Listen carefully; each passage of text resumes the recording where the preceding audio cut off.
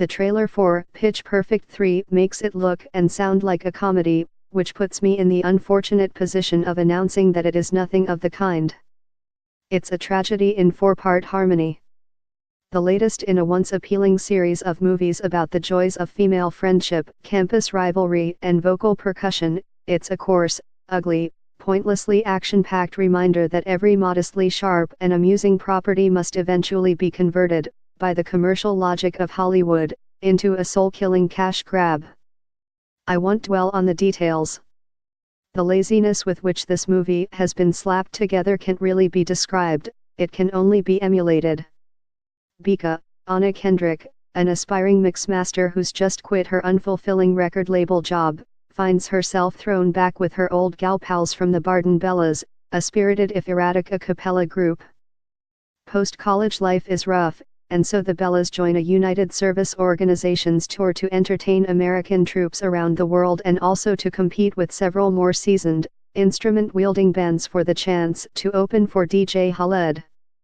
The credits note that DJ Khaled played himself, but he couldn't possibly be this dull in real life. The awful, corrosive thing about Pitch Perfect 3 is that what's bothering the Bellas, their anxiety that their glory days of fun and fame have passed, becomes the movie's unintended subtext, and the actors as well.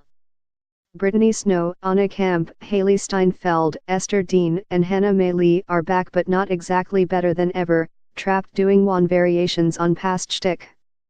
There are the usual top 40 mash UPS and riff-offs, Fly Away, Love Me Harder, but the Bellas' chief rivals, attitude-dripping pop-rock musicians with the much-repeated name of Evermoist, seem only a bit more invested in the outcome than the audience will be.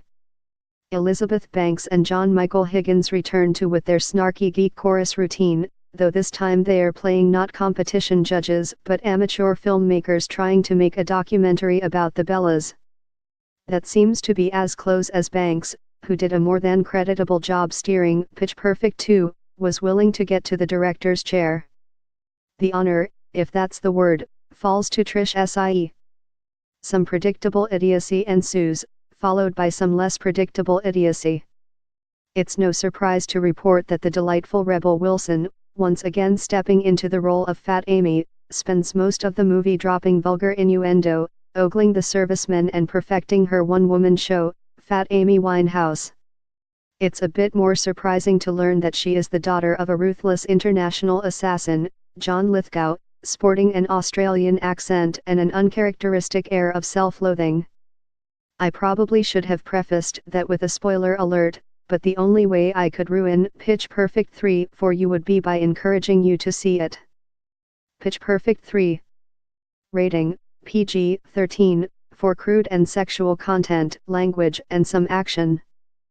Running time, 1 hour, 34 minutes.